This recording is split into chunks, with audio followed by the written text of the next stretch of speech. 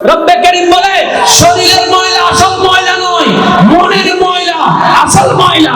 যদি কানেকশন লাগাইতে চাও মনটাকে তুমি পরিষ্কার করো। ও মাওলা, মনে এমন কি আছে যার কারণে মন নোংরা হয়ে গেল? রব্বে কারীম বলে আমার অপছন্দের জিনিস তোমার মন ঘরের মধ্যে আছে। আল্লাহ, অপছন্দ তোমার কি কি একটু লিস্টটা করে দাও, আমি একটু যাচাই করে দেখতাম। আমার মনে যদি থাকে আমি বের করে দেব। রব বলে আমি হিংসাকে পছন্দ করি না, আমি অহংকারকে পছন্দ করি না, আমি লোককে পছন্দ করি না, আমি আমিত্বকে পছন্দ করি না, আমি আমিত্বকে পছন্দ করি না, আমি বিদ্বেষকে পছন্দ করি না, আমি কাউকে ছোট দেখানো এটা পছন্দ করি না, আমি কাউকে ঘৃণা করা এটা পছন্দ করি না, আমি অহংকারকে পছন্দ করি না, আমি হিংসাকে পছন্দ করি না। বান্দারে, যদি তোমার মনের ঘরটাকে হিংসা মুক্ত বানাতে পারো, অহংকার মুক্ত বানাতে পারো, লোভ মুক্ত বানাতে পারো, আমিত্ব মুক্ত বানাতে পারো, যদি এগুলো মুক্ত বানাইতে পারো, নবীর মহব্বতটা দিয়ে সাজাই ফেলো, যদি নবীর মহব্বত দিয়ে সাজাও, আমি রবের রহমত তোমার অন্তরকে ছুঁয়ে যাবে। আমি একটা প্রশ্ন করে আপনাদের যার যেটা মন চায় উত্তর দিবেন। আমরা নিই নাকি আমাদের যা আছে তা আল্লাহ দিয়েছেন? আসে কোন জায়গা থেকে? জোরে বলেন না। আপনার যা দরকার তা দিতে পারবে কে? আল্লাহ। একটা কাজ করেন না, আপনি তো একদিনে কোটিপতি, কেমনে জানেন? যেখান থেকে দেয় এখানের সাথে কানেকশনটা আতুন তো সাইন দরকার দেই চেয়ারম্যান সাহেব কোন আয়ানের ভুল না একজন হবে কানেকশন লাগাছ না বেটা। আল্লাহ তো কানেকশন চেয়ারম্যান সাহেব বললা না, এটাতে কি হবে তার নেই জাল্লা চেয়ারম্যান আল্লাহ কানেকশন আছে করে দাও আগে বেল লাগা কি বেল এর বাইপাস হয়ে রে চেয়ারম্যান আল্লাহ লাগি যাবে তুই সারি কই দেব দেনে वाला কে? আপনার যা দরকার সব তো উনি দেনে वाला আছে। তো दिख पे दिख जाने की क्या जरूरत है, इधर उधर भटकने की क्या जरूरत है? कनेक्शन वहां पे लगा लो जहां से रहमत आती है। লাগাই নেন না, কমতি কিছু হবে না। তো কানেকশন হয় দুই প্রকার, একটা তারের কানেকশন, ওইখানের সাথে এখানে তার যদি লাগে আনুমানিক কয় হাজার কোটি লিটার লাগবে, তা বুঝেন না? কয় হাজার কোটি মিটার তার লাগবে। আল্লাহ এতগুলো তার কিনতে কিনতে দাঁড়িয়ে বলবে রেজে আল্লাহ পাক বলে কানেকশন শুনেছো কিন্তু কানেকশন বুঝো নাই। সবার সাথে কানেকশন লাগানোর জন্য তারের প্রয়োজন হয়, আমি আল্লাহর সাথে কানেকশন হওয়ার জন্য তারের প্রয়োজন নাই, দিলের প্রয়োজন হয়। এই দিলটাকে লাগাই দাও না, কানেকশন হয়ে যাবে। তো তুমি থাকবা জমিনে, কানেকশন থাকবে না। আর কি জোরে আল্লাহ এই দিলের সাথে কানেকশন লাগাবো কেমনে? আল্লাহ পাক বলে আমি ময়লা দিলের সাথে কানেকশন লাগাই না, আমি ময়লা দিলের সাথে কানেকশন। তো আল্লাহ কি করব? বলে যাকে তোমার দিলটাকে পরিষ্কার করো। আল্লাহ হালিয়ে সার্ফ এক্সেল দিয়ে গোসল করতে দিন। বুঝতেছেন আমার কথা? আল্লাহ পাক বলে যে ময়লা দিলের সাথে আমি কানেকশন লাগাই না। এবার বান্দা ময়লা মানে বুঝছে কি জানেননি? আল্লাহ কালকে তো লাখ পয়সা দিয়ে গোসল করছি, লাখ দিয়ে গোসল করছি। রব্বে কারীম বলে শরীরের ময়লা আসল ময়লা নয়, মনের ময়লা আসল ময়লা। যদি কানেকশন লাগাইতে চাও মনটাকে তুমি পরিষ্কার করো। ও মাওলা, মনে এমন কি আছে যার কারণে মন নোংরা হয়ে গেল? রব্বে কারীম বলে আমার অপছন্দের জিনিস তোমার মন ঘরের মধ্যে আছে। আল্লাহ, অপছন্দ তোমার কি কি একটু লিস্টটা করে দাও, আমি একটু যাচাই করে দেখতাম। আমার মনে যদি থাকে আমি বের করে দেব।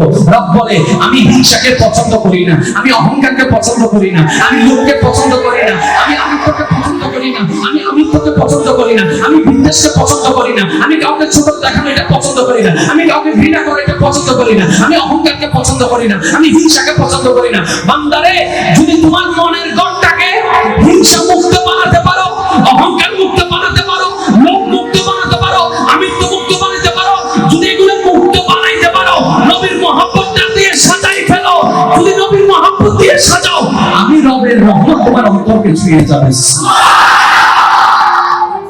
এবার আমি কিছু প্রশ্ন করব, আপনারা উত্তর দিবেন। আমরা কি এখন আল্লাহর প্রিয় বান্দা হতে পেরেছি? আমি পারি নাই, আপনারা একটু বলেন আমরা কি এখন আল্লাহর প্রিয় বান্দা হতে পেরেছি? আমাদের ভিতর কি কি আছে কি কি নাই সেটা একটু ক্লিয়ার হয়ে যায়। আমাদের ভিতর হিংসা, জোরে বলেন, আমাদের ভিতর হিংসা, অহংকার, লোভ, আমিত্ব, এগুলার একটাও আল্লাহ পছন্দ করে? এগুলা থাকলে আল্লাহ কখনো পছন্দ করবে? এগুলা থাকলে আল্লাহর প্রিয় হওয়া যাবে? আমাদের টার্গেট কার প্রিয় হওয়া? জোরে বলতে হবে কার?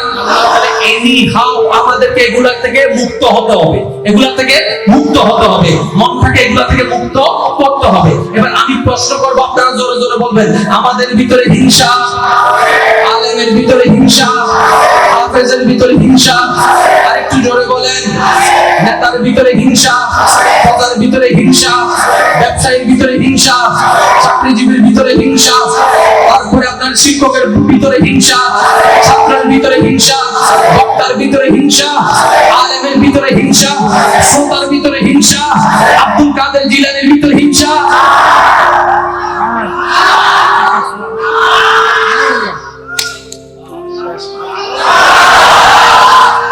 বুঝে নেন, বুঝে নেন। সিদ্দিক আকবরের ভিতরে হিংসা, ওমর ফারুক আজমের ভিতর লোভ, ওসমান গনি জিন্নুরাইনের ভিতরে অহংকার, আলী রাদিয়াল্লাহু তাআলা আনহুর অন্তরে বিদ্বেষ। তাহলে যারা মুক্ত হয়েছে তারাই প্রিয় হয়েছে, যারাই মুক্ত হয়েছে তারাই প্রিয় হয়েছে। এবার বলেন, আমরা কে? আল্লাহর বান্দা, আল্লাহর বান্দার আরবি কি?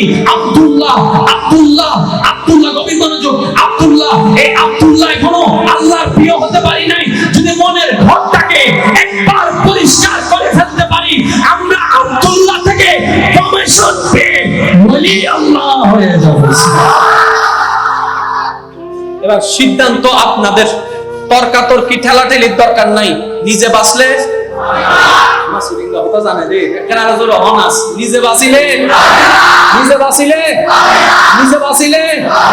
আগে নিজের গরজে রাখ, আগে তারপরে বরণ করো। ফেন করে করে আগে বরণ করো। তুই আর যা, তুই আর ফরান আল্লাহ বলি আর ব্যাগদিন গরিব তারি তো উকে তোর হক দেয় কি গরিব তার আছে ই তো ঔষধ মিশে আয়ের অসার এর দোষ কই বিলি দে। আমি তোমার জন্য 10 তলা বিল্ডিং থেকে জাপ দিতে পারি, ওই না না হয়। এবার কি বকেনা পূজার আমি কি আসেন অদব সবাই তো বলে বলে দেখি তুমি বলছো এটা করতে পারো কিনা একটু দাও তো। এবার একটু চিন্তা করে কি বললো লস, বললো লস, পুরানা বললো লস, বললেন আর ন বললে আপা ন বললে না বললে বললো লস জোর হম করে বললো লস জেন্ডে বললো লস ন বললো লস এন্ডে যাইলাম কি জোর না হাত আনা না না মেডিন সিটিংগে লাভে লোয়া বই মাইলে বিরে আরো জোর হ না লাভে লাভে ফুলাও লাভ তাইলে লোয়া বইতে রাজি, লাভ না তাইলে ফুলাও বইতে রাজি ন। এই সিটিংগে না না যে লাভ বুঝে, এই সিটিংগে না না জীবন মূলধন বুঝে, এই সিটিংগে না না জীবন নাম বুঝে। তো জেন্ডে বললো লস ন বললো লস এন্ডে যাইলাম কি আইন একবার ওই দরবার জেন্ডে কইলো লাভ ন কইলো লাভ যাইলো লাভ ন যাইলো লাভ জিতিলো লাভ ওদিলো লাভ বাঁচিলো লাভ মরিলো লাভ। কি বল আর আল্লাহ দরবার কেন জোর হয় না, কেন জোর হয় না? আর ইয়া জিন্দে না মরা জোর হয় না। আর এখন কি যারা শহীদ হই তারা আল্লাহ হাড়িগি টেন হাড়িগি কোন যে বাইরে গি আর সবুত তারা কি আর সবুত কি আল্লাহ হক দিতে তারা মানানো জিন্দে আল্লাহ হক দিতে তারা কি ওয়ালা তাকুনু লিমান ইউকতালু ফি সাবিলিল্লাহি আমওয়াত বাল আহইয়া ওয়ালাকিন লা তাশউরুন। কুরআন বুঝাত দে ইনজিন দে ইয়া ফেসলা কি আসলে বুঝতে হত্যারো নি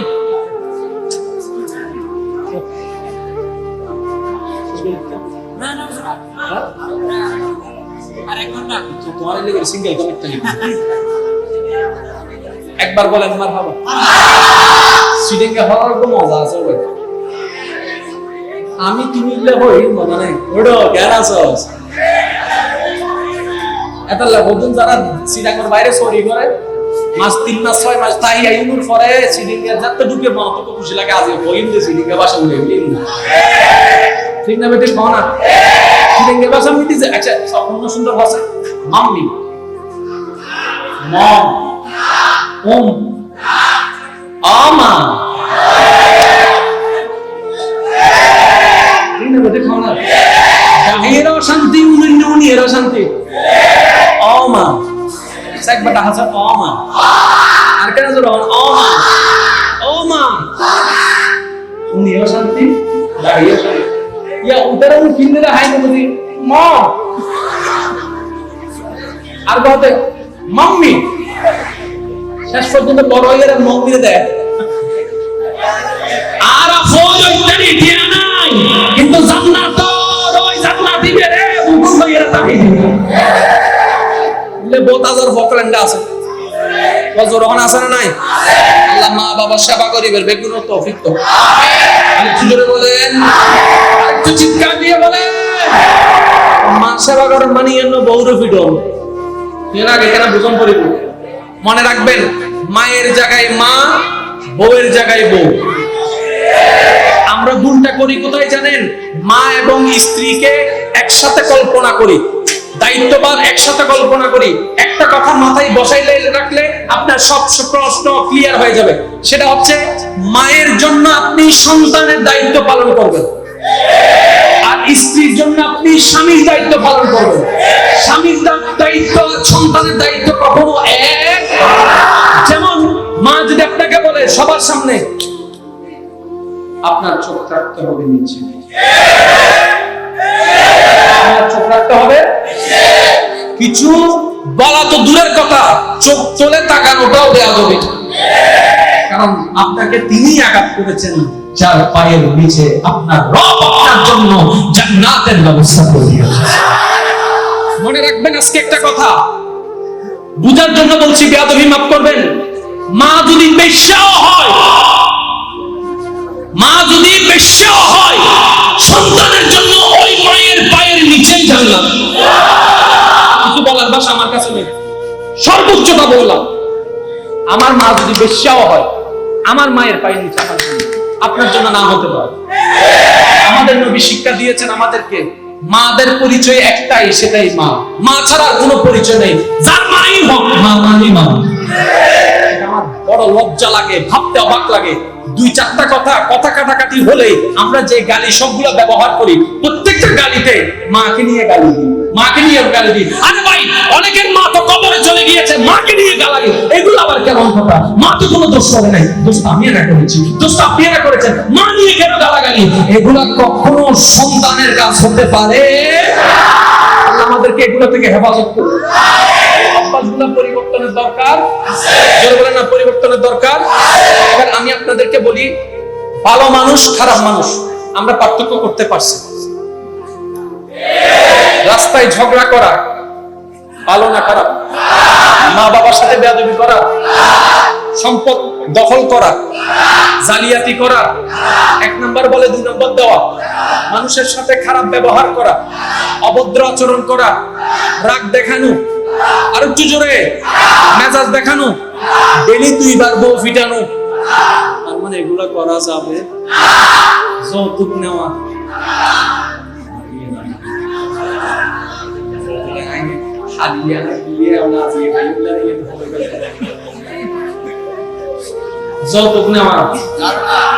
যৌতুক নেওয়া একদম 500 বলে 5000 নিয়ে যাওয়া যাবে না আমার দৃষ্টিতে মেয়ের বাপের যৌতুক দেওয়া দরকার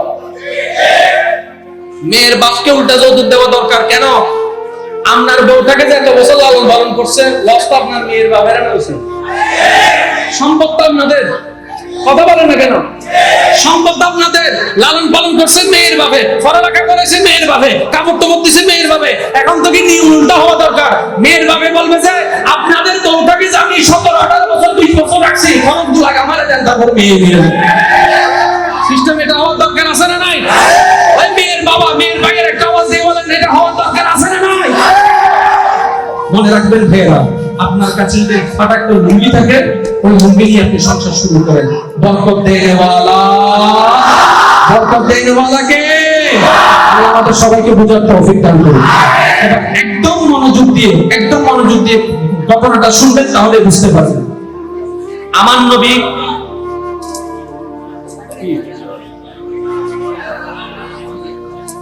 আরে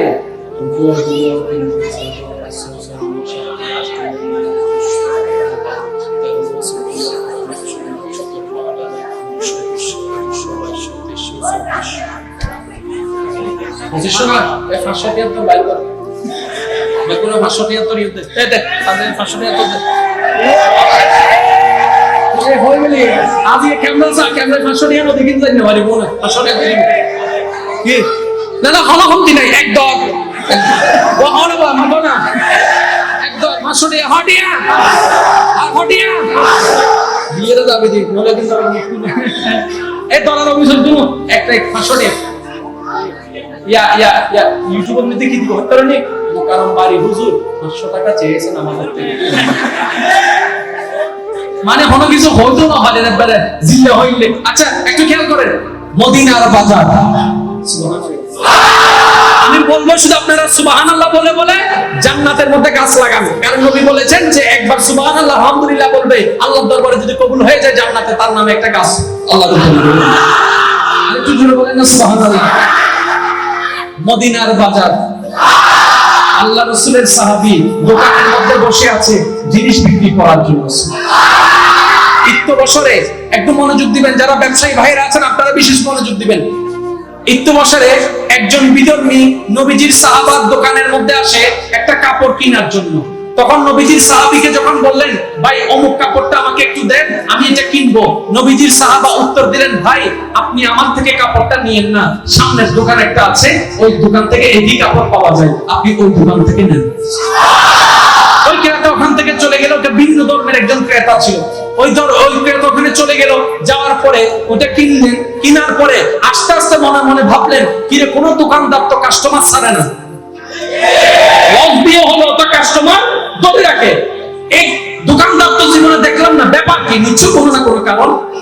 উনি আবার আসলেন নবীজি সাহাবীর কাছে, এসে বললেন, ভাই আপনার কাছে থাকা সত্ত্বেও আপনি কেন আমাকে ওনার কাছে পাঠালেন, ব্যাপারটা তো বুঝলাম না। তখন নবীজির সাহাবী কি উত্তরটা দিচ্ছেন, আল্লাহর ওয়াস্তে একটু মনের কান দিয়ে শুনেন, রিজিকের মালিক আল্লাহ, আপনার টেনশন করতে হবে না, কি খাবেন কি খাওয়াবেন যিনি দিচ্ছেন উনি ভালো জানে, যদি আমরা সততাকে রক্ষা করতে জানি। নবীজির সাহাবী উত্তর দিলেন, ভাই আমার আজকের দিনের জন্য, খাবার জন্য, চলার জন্য, আমার পরিবারের মুখে আহার তুলে দেওয়ার জন্য যতটুকু অর্থের দরকার ছিল আমার রব আমাকে ততটুকু ব্যবস্থা করে দিয়েছেন। এটা যদি আমি আপনার কাছে বিক্রি করি সেটা আমার বোনাস হয়ে যাবে, আমার বোনাসের দরকার নেই, আগামী দিনে চিন্তা আমি করি না, কারণ আমার যদি কেউ না থাকতো আমি আগামী দিনে চিন্তা করতাম, আরে আমার রব তো আছে, আমার রহমান তো আছে, আমার রহিম তো আছে, আমার রাজ্জাক তো আছে, আর অভিভাবক থাকলে টেনশন করতে হয় না। কিন্তু ওই সামনের দোকানদার ভাই, ওনারও তো স্ত্রী আছে, ওনারও পরিবার আছে, ওনারও তো সন্তান আছে, আমি দেখলাম উনি সারাদিন একটা টাকাও বিক্রি করতে পারে নাই, যদি না পারে তাহলে সন্তানগুলো উপবাস থাকবে, পেটের মধ্যে কোনো খাবার যাবে না, মুখের মধ্যে কোনো আহার জুটবে না, সেজন্য আমি ওনার কাছে পাঠিয়ে দিলাম। তখন উনি জিজ্ঞেস করলেন, এত সুন্দর চরিত্র আপনি কোন স্কুল থেকে শিখেছেন, কোন মাদ্রাসায় পড়েছেন, কোন শিক্ষকের কাছে পড়েছেন, এরকম দেখলাম না তো কখনো কোনো দোকানদারকে। তখন তিনি মুস্কি হেসে বললেন, এগুলা এই শিক্ষাটা আমাদের নবী আমাদেরকে শিক্ষা দিয়েছে।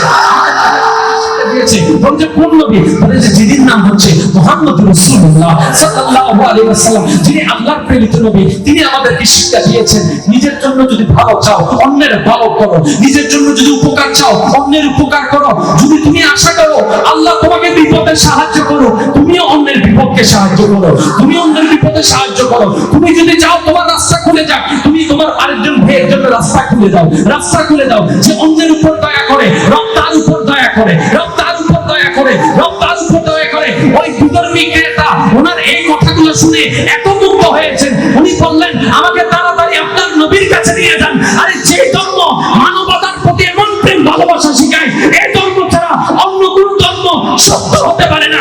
আমিও আপনাদের ধর্মে প্রবেশ করবো, কালিমা পড়ে মুসলমান হব। বোমের দরকার হয় নাই, বুঝলেন না? বোমের দরকার, হামলার দরকার, চরিত্র হচ্ছে সবচাইতে বড় অস্ত্র। সিটিংয়ে বাসার একটা কথা আছে, ওয়া সব সময় জুতা দিয়ে মারান না পড়ে।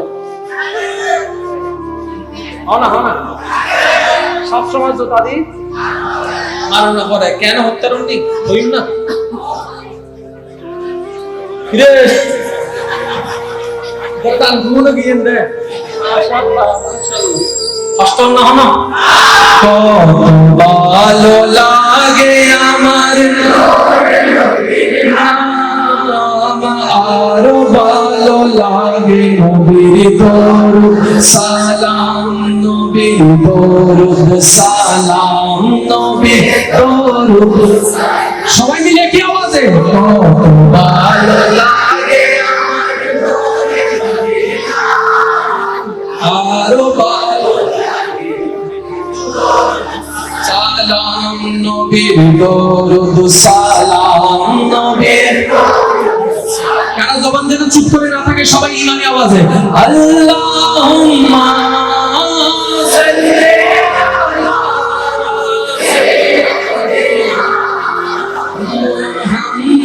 মুহাম্মাদিন, আল্লাহুম্মা সাল্লি আলা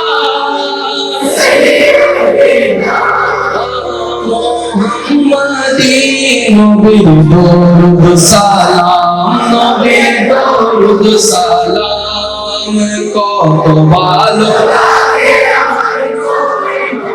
নাম, আরো ভালো লাগে নবীর দরুদ সালাম, নবীর দরুদ সালাম, নবীর দরুদ সালাম। উচ্চ আওয়াজে বলেন মারহাবা, আরো জোরে বলেন মারহাবা। নিজের বালা ফলো সবসময় জুতা দিয়ে মারতে না হই কেন, মাঝে মধ্যে পারিবেন মানুষ শুধু হইবেন তাই মনে করেন দিতে খুব অনর্থ অত্যাচার বুঝি মানুষ কি করছি মানুষ দিতে হবেন অবাই ধুমধান ভালো মানুষ এতে জানা তো আমরা বাটপারি করছি, এতে বালা মানুষ না হতে কি নিজেও জানে অনেক হবেন না করতে না ধুমধান ভালো মানুষ আছে জীবনে আয় ভাইলে তোর তো প্রধানমন্ত্রী বানাই দিত, তুই যারা দেশের প্রধানমন্ত্রী আছে আর জনগণ বেগুন দিয়ে যাবো কি আসলে ফার্ম দিতে লাগবেন না নাকি জোতার বাড়ি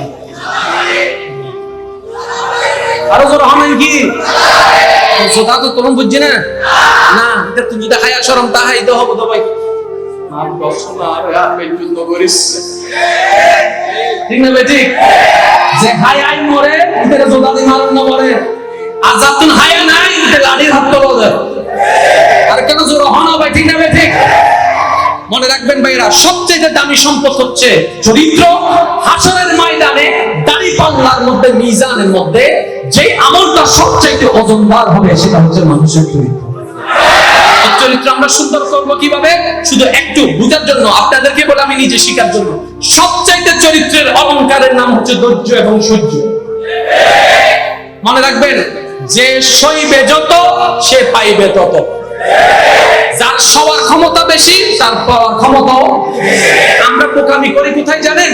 আমরা রিয়েক্ট করে ফেলি, আমরা সাথে সাথে রাগ, সাথে সাথে গালাগালি, সাথে সাথে হামলা, সাথে সাথে অ্যারেস্ট, সাথে সাথে না। জায়গা দখল করার চাইতে বড় দখল হচ্ছে আপনি সেই মানুষের অন্তর জয় করা। এবার আসেন, আমাদের নবীর মত আর কেউ আছে? যে যে দল করেন সমস্যা নাই, কিন্তু সবাই এক বাক্যে বলতে বাধ্য নবী রাহমাতুল লিল আলামিনের মত কেউ जिसका कोई सानी नहीं वो नबी है, जिसका कोई सानी नहीं वो नबी है, जार कोनो तुलना নাই ওই নবী আমাদের নবী। ঠিক না? কোন নবী? গভীর মনোযোগ। যার কদমটা ছিল মাটিতে, হাতটা বাড়াই দিলে আল্লাহর রহমতে হাতটা চলে যেত জান্নাতের বাগান। কোন নবী? যার দরবারে জিবরাইলের মতো ফেরেশতা বারবার আসা যাওয়া করতে আছে। কোন নবী? আজরাইলের মতো ফেরেশতা যার ঘরে ঢোকার আগে সালাম দিয়ে পারমিশন নেই। সেই নবীকে মক্কার মধ্যে অত্যাচার করা হচ্ছে, ঘর ভেঙে দেওয়া হচ্ছে, ওনাকে যারা সাপোর্ট দিয়েছে তাদের উপর অত্যাচার করা হচ্ছে। নবী হামলা করা তো দূরের কথা, মামলা করা তো দূরের কথা, এইরকম প্রতিশোধ নেওয়া তো দূরের কথা। নবী রাহমাতুল্লিল আলামিন চুপ হয়ে আছেন, চুপ হয়ে আছেন। নবীকে রাস্তার মধ্যে কাটা দেওয়া হচ্ছে, নবীজি চুপ হয়ে আছেন। নবীর সামনের প্লেট থেকে খাবার টেনে নেওয়া হচ্ছে, নবী রাহমাতুল্লিল আলামিন চুপ হয়ে আছেন। নবীকে যারা ভালোবাসে মাত্র 2-3 জন ছিল, ওই 2-3 জনের উপর বিভিন্নভাবে অত্যাচার করতে শুরু করলো। নবী চুপ করে আছেন, তাদের চোখ থেকে পানি আছে। নবীকে এসে বলছে, নবী চুপ করে আছেন। তাদের খাবার নিয়ে নেওয়া হচ্ছে, নবী চুপ হয়ে আছেন। তাদের ঘর থেকে বের করে দেওয়া হচ্ছে, নবীজি চুপ হয়ে আছেন। তাদেরকে সমাজ থেকে বহিষ্কার করে দেওয়া হলো, এক ঘরে করে দেওয়া হলো, কারোর সাথে সম্পর্ক রাখলো না, নবী চুপ করে আছেন। তাদের ব্যবসা বন্ধ করে দেওয়া হলো, ক্রেতা বিক্রেতার হিসাব শেষ করে দেওয়া হলো, তারপরে নবী চুপ করে আছেন। এমন নবী সাহাবাদেরকে বলেন, ও আমার সাহাবারা, ও আমার সাহাবারা, ও আমার সাহাবারা, আল্লাহ দেখে কিন্তু দেখা দেয় না, দেখা দেয় না। আল্লাহ দেখে কিন্তু দেখা দেয় না। আল্লাহ দেখছেন তোমাদের কষ্টটা, আল্লাহ দেখছেন তোমাদের কষ্টটা, আর তিনি দেখতে চাচ্ছেন তোমরা তার প্রেমে কতটুকু ধৈর্য ধরতে পারো, তার প্রেমে কতটুকু সহ্য করতে পারো। তোমরা একটু অপেক্ষা করো না, সময় আসবে তো। অত্যাচার করতেই লাগলো। গভীর মনোযোগ ইমানদার ভাইয়েরা, আমি বলছি আপনি আমি শুধু আমাদের নিজের জীবনের সাথে কষ্টগুলোকে একটু কম্পেয়ার করার চেষ্টা করবো, যেন আমরা বুঝতে পারি। আমরা তো অধৈর্য হয়ে যাই না বোঝার কারণে। এবার নবীর উপর বিভিন্ন ভাবে মানসিক অত্যাচার, শারীরিক অত্যাচার, সামাজিক অত্যাচার, পারিবারিক অত্যাচার, বিভিন্ন অত্যাচার করতে লাগলো। এদিকে নবীজির আম্মা জানো দুনিয়াতে নাই, নবীজির আব্বা জানো দুনিয়াতে নাই, নবীজির দাদাও দুনিয়াতে নাই, সাহারা বেরওয়ালার মতো কেউ নাই। এই নবীকে অত্যাচার করতে লাগলো, অত্যাচার করতে লাগলো। একসময় যে নবীকে সবাই ভালোবাসতো, আজকে সবাই ঘৃণা করা শুরু করলো। সবাই প্রশংসা করতো আলামিন বলে, আজকে তারা মৃত্যু বলে অপমান করা শুরু করলো। একদিকে মানের অপমান, একদিকে সম্মানের অপমান বিভিন্ন ভাবে করতে লাগলো। করতে করতে করতে করতে করতে করতে করতে করতে করতে করতে সীমানা অতিক্রম করে ফেললো। তারপরে নবী রাহমাতুল্লিল আলামিন চুপ হয়ে আছে, চুপ হয়ে আছে, চুপ হয়ে আছে। এবার নবী রাহমাতুল্লিল আলামিন তায়েফের ময়দানে চলে গেল। জগতের সবাই জানে ছোট ছোট বাচ্চাদেরকে লেলিয়ে দেওয়া হলো নবীকে আঘাত করার জন্য। বাচ্চারা পাথর মারতে লাগলো, নবীর দেহ মোবারককে আঘাত করতে লাগলো, শরীর মোবারককে আঘাত করতে লাগলো, রক্ত ঝরতে লাগলো। আমার নবী চুপ হয়ে আছে, আমার নবী চুপ হয়ে আছে, আমার নবী চুপ হয়ে আছে। জিবরাইল ফেরেশতা এমন অবস্থা দেখে রব্বে কারীমের দরবারে ফরিয়াদ জানায়, ও আল্লাহ তুমি কিভাবে সহ্য করে আছো? তোমার জমিনে তোমার হাবিবকে এমন কষ্ট দেওয়া হচ্ছে, ও আল্লাহ তুমি কি কিছু করবে না? আমার আল্লাহ পাক বলে, জিবরাইল আমার নবীর কাছে তুমি যাও, নবী যা বলে তা করে দাও, নবী যা বলে তা করে দাও। এবার জিবরাইল ডাক নিয়ে আসলেন, ইয়া রাসূলুল্লাহ আপনি শুধু একবার হুকুম দেন, একবার হুকুম দেন, একবার হুকুম দেন, দুই দিকে পাহাড় একদিকে করে সব মিশে শেষ করে দিব, এই এলাকা ধ্বংস করে দিব। নবী রাহমাতুল্লিল আলামিন এত কষ্টের বিনিময়ে যেখানে রাগ দেখানোর কথা, আযাব দেওয়ার জন্য দোয়া করার কথা, কিন্তু নবী রাহমাতুল্লিল আলামিন আপনার নবী, আমার নবী, আমাদের নবী কি বলেছেন জানেন? কি বলেছেন জানেন? ও জিবরাইল তুমি রাগ করিও না, ওরা বুঝে নাই, ওরা বুঝে নাই, ওরা বুঝে নাই, ওদেরকে মাফ করে দাও, ওদেরকে মাফ করে দাও, ওদেরকে মাফ করে দাও। আমি দোয়া করি আল্লাহর কাছে তারা না বুঝুক, অন্তত তাদের সন্তানরা, পরবর্তী সন্তানরা যেন, পরবর্তী প্রজন্মরা যেন তারা বুঝতে পারে, তারা তো কালিমা পড়বে, তারা তো ঈমান আনবে। একদিন যদি হতো মেনে নিতাম, 2 দিন যদি হতো মেনে নিতে পারতাম। দিনের পর দিন, সপ্তাহ পর সপ্তাহ, মাসের পর মাস নবী কষ্ট সহ্য করতেই আছে, কষ্ট সহ্য করতে আছে। যে নবী আল্লাহর হাবিব, যে নবী রাহমাতুল্লিল আলামিন, যে নবী মুহাম্মদ সাল্লাল্লাহু আলাইহি রাহমাতাল লিল আলামিন, যে নবী হজিনা আল-সালাকা শাহিদা ওয়া মুবাশশিরা ওয়া নাযীরা ওয়া দাঈন ইলাল্লাহ বিইজনিহি ওয়া সিরাজাম মুনীরা, যে নবী সাল্লাল্লাহু আলাইহি বলেছেন কাদ জাআকুম মিনাল্লাহি নূর, যে নবী সাল্লাল্লাহু আলাইহি বলেছেন ইন্না আতাইনাকাল কাউসার। যে নবীকে কষ্ট দেওয়া হচ্ছে, সাহাবাদেরকে কষ্ট দেওয়া হচ্ছে। নবীর নূরে নজর, কলিজার টুকরা আমির হামজার চাচাকে শহীদ করা হয়েছে, নবী চুপ করে আছেন, ধৈর্য ধরে আছেন। এমনকি কারবালার ময়দানে ইমাম হোসেনকে শহীদ করা হচ্ছে, আমার নবী চুপ করে আছে। ইয়া রাসূলুল্লাহ আপনি কি দেখাচ্ছেন? এভাবে কিভাবে পারে?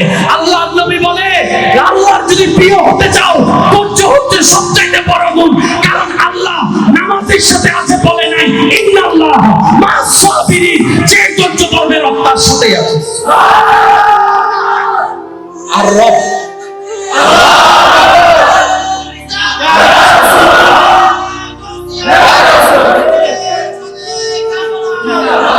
রব যার সাথে থাকবে তার কোনো পরাজয়।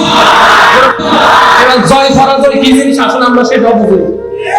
বাস্তব কথা বলছি, কেউ যদি রোল নম্বর 1 হয় কেউ যদি রোল নম্বর বিষয়, কেউ যদি নির্বাচন জিততি, আর কেউ যদি নির্বাচন করতি, আমাদের দৃষ্টিতে পাশ পেলে এরকম। এবার আমি প্রশ্ন করবো, আপনার উত্তর দিবেন। একটা ছেলে এসএসসি তে গোল্ডেন এ প্লাস, এগিয়ে ছেলে আবার ইন্টারে গিয়ে এমএনএস, সে আবার অনার্স এর ডাব্বা, অনার্স যে ডাব্বা মারছে সে আবার বিদেশ যায় কোটিপতি। মা ফার্স্ট ফেলি কুকুরের কা কিরবা ফার্স্ট ফেলি কাজ করে কোন বলবো না। আমরা পাসও চিনি না, ফেলও চিনি না, পাস কে? কাদ আফলাহা মান যাক্কা। রব বলছে যে নিজেকে পবিত্র করতে পারলো সে পাস। আরেকটু জোরে বলেন। এই সুযোগের ভিতরে স্কুলের ছাত্র আছে না নাই? কলেজের ছাত্র, মাদ্রাসার ছাত্র, মেম্বার, চেয়ারম্যান, আলেম, বক্তা সবাই আছে। শুধু পবিত্র করে নাও নিজেকে। আল্লাহ পবিত্র করব কিভাবে? আল্লাহ পাক বলে রাসূল থেকে শিখে নাও। এবার নবী বলছেন আসল যোদ্ধা সেই নয় যে যুদ্ধে জয় হয়, আসল যোদ্ধা তো সে যে রাগ উঠে, রাগ দেখানোর সুযোগ আছে, ক্ষমতা আছে, কিন্তু আল্লাহর খুশির জন্য রাগটাকে গিলে খেয়ে ফেলে, সে হচ্ছে আসল যোদ্ধা। মনে রাখবেন আমার ভাইরা, এখানে অনেক ভাইরা আছেন, বড় ভাই আছেন, ছোট ভাই আছেন। বড় ভাইদের উদ্দেশ্যে একটা কথা বলবো, যখন দেখবেন আপনার কোনো ফ্যামিলিগত বিষয়ে কিংবা আপনার জীবনের কোনো বিষয়ে কথা বলতে গেলে, কাজ করতে গেলে আপনার ছোটজন আপনার সাথে বেয়াদবি করার সম্ভাবনা বেশি, আস্তে করে ইজ্জতের সাথে ওখান থেকে সরে যাবেন। কেন জানেন? একবার যদি বেয়াদবি করার সাহস হয়ে যায়, লজ্জা ভেঙে যায়, বারবার করতে থাকবে, ওই সুযোগ দেওয়া যাবে। আপনি বড় হয়েছেন বলে সবার সামনে শাসন করবেন, এটা একটা বোকামি। কারণ আপনি যখন পার্সোনালি শাসন করবেন, ছোট ভাই বলবে যে আমার বড় ভাই আমাকে শাসন করতে পারে, কিন্তু আপনি 10 জনের সামনে যখন শাসন করবেন, তার ভুল ধরা দিবেন, সবকে একটা মারবেন, তখন আর বুঝার আগ্রহ থাকবে না, সেইটাকে পার্সোনালি অ্যাটাক নিয়ে নিবে। কি আমার বন্ধুর সামনে আমার ইজ্জতের ক্ষতি করলো, আমার বন্ধুদের সাথে পরিচিতের সামনে আমার ইজ্জতের ক্ষতি করলো, তখন সে আপনার উপর রাগ করবে, আপনার উপদেশে মানতে চাইবে না। আল্লাহর ওয়াস্তে আমরা কৌশল না জানার কারণে আজকে নিজেদের জীবন নিজেরাই ধ্বংস করি। আমি কি ভুল বললাম কোনো কথা? এবার আসেন, এই কথাটা বলে আমি শেষ করছি, বিদায়।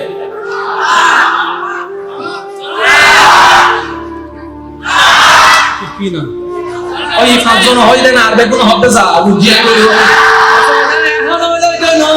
ওই তো টাটা দি ফেলা সব সবাই মিলে একবার বলেন মারহাবা, আর একটু জোরে বলেন মারহাবা।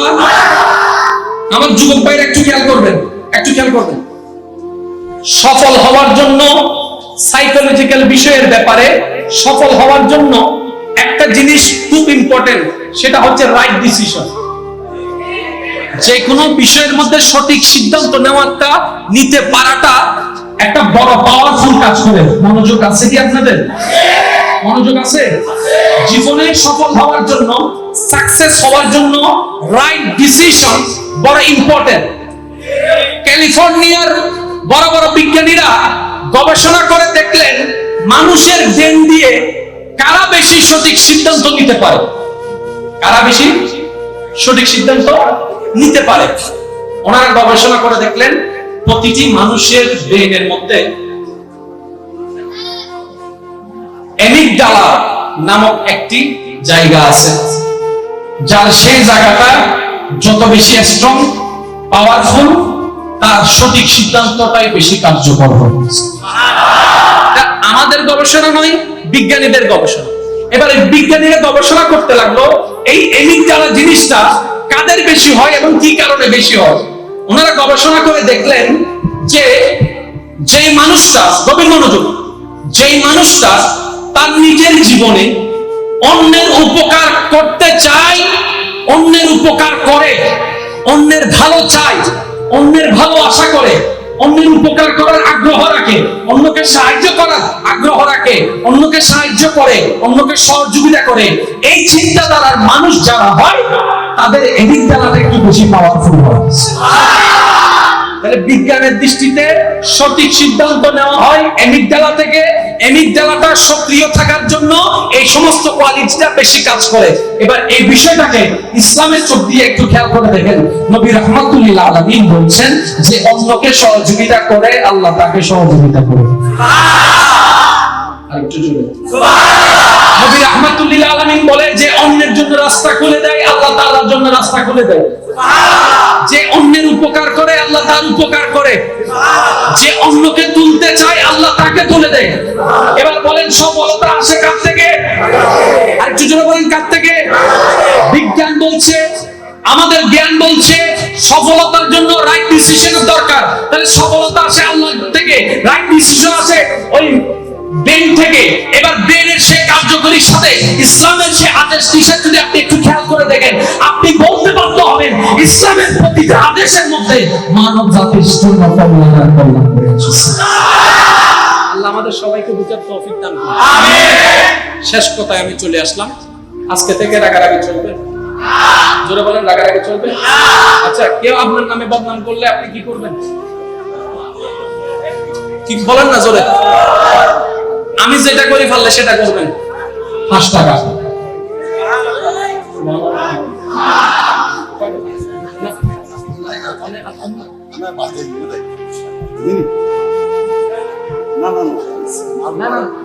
চেয়ারম্যান ছাড়াও আন্দার আন্দার না লাগবো না। কি হবে?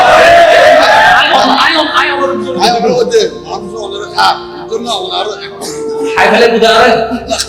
আচ্ছা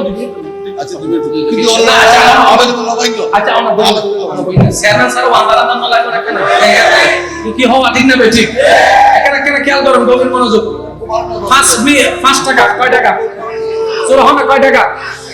কেউ যদি এসে বলে তোমার নাম মুখে বদনাম করছে, 10 টাকা লই দাঁড়ে দেয়, চা দোকানে বইয়ে চা খাইতে আর বদনাম করতে, সে বলবে যে ব্যবসা তো ভালো, বদনাম করো টাকা, বদনাম করো টাকা।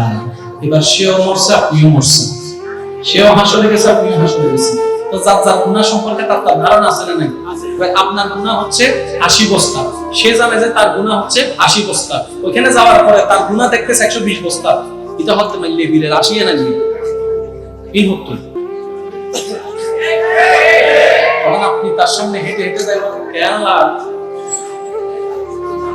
বুঝেন না আমাকে, কেনলা হতে মাইলে ফিরে তুই না গুজু যা আমি হতে দাসনি আপনার দিদি।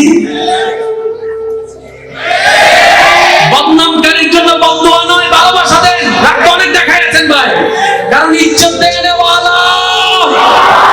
আরেকটু জোরে বলেন, ইজ্জত দেনে ওয়ালা। মানুষের সুনামে বদনামে কিচ্ছু যায় আসে না, রব যাকে পছন্দ করে সে একটু। বদনামকারীর জন্য কয় টাকা? জোরে বলতে হবে। বদনামকারীর জন্য কয় টাকা? গালি দেনে ওয়ালার জন্য কয় টাকা? খারাপ বললে বলার জন্য কয় টাকা? বিরোধিতা করলে বলার জন্য কয় টাকা? আর বলবেন হাসরের ময়দানে দেখা হবে। হাসরের ময়দানে কি হবে? আল্লাহ আমাদের সবাইকে বুঝার তৌফিক দান করুন। এটা কি মসজিদ? বলেন এটা কি? এটা মসজিদের মাঠ না, এটা মসজিদ, মসজিদের মাঠ। মনে রাখবেন, মসজিদ কার ঘর? আল্লাহ। বলেন কার ঘর? মসজিদের মধ্যে ইমাম আছে না? আছে। খতিব আছে না? আছে। তেলার দাম বাড়ি যায় কিন্তু মসজিদের ইমামতি আনা হয়। মসজিদের টিও ইয়া হত্যারনি ইতার আলাদা বাজার আলাদা তো। আর বাজারের মধ্যে কেজি 40 টাকা নি, 40 ইতার বাজারের মধ্যে কেজি 20 টাকা। ইল্লা না আবার ঠিক হবে। ইতার আর কেজি আর কেজি আর বাইতে 15,000 20,000 আনা হামে তাহলে কিন্তু 25,000 30,000 ইতার আছে ওই 72 সাল 80 সাল 90 সাল পাইলে শুধু আর 300 হইরি। ঠিক না? আমি কমিটির প্রতি অনুরোধ জানাবো, প্রত্যেকটা মসজিদের মধ্যে এই বিষয়টা একটু খেয়াল রাখবেন। গতকাল শুনেছেন তেলের দাম বেড়ে গেছে, বাড়ছে না? আমি এগুলো কিছু হতে গেলে আর দালাল উড়ে গেলে আইন কিছু হতেন না। শুধু এতটুকু বলবো, আল্লাহ ভুল করলে আমরা করছি, আমাদেরকে মাফ করে দেন। আল্লাহ তোমার পক্ষ থেকে এই পরীক্ষা আমাদের দেওয়া সম্ভব না, পারবো না। তুমি একটু রহমত করে আমাদেরকে, সারা বিশ্বকে আল্লাহ তুমি এইরকম অভিশাপ থেকে আমাদেরকে একটু মুক্তি দাও। আল্লাহ দাম বাড়ে কিন্তু এক লাফে যে এতটুকু বেড়ে যাবে আমরা কখনো কল্পনা করতে। আমি বলবো যে সবগুলো আমাদের দোষ, আসলে আমরা দেনওয়ালাকে খুশি রাখতে পারিনি। আর সে